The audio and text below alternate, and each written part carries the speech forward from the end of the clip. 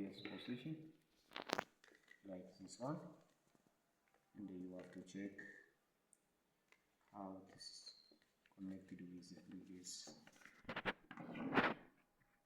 location. So this is this normal position.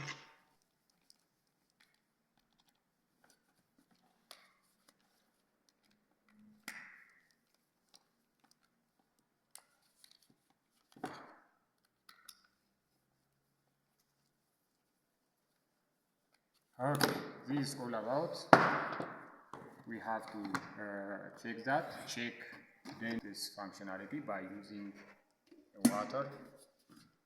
Without water or liquid, it is not recommended most of the time to check such types of device. It has checked by using water,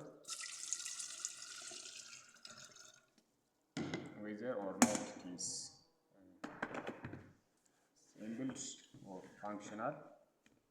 So when the light comes, we have to check the light is come, and also after certain minutes the water boiling or heating. So if you get such types of clues, almost it is functional. It's now functional. It is better. So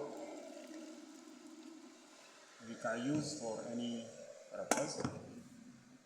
That is all about our matters, how to maintain and repair water heater or boilers.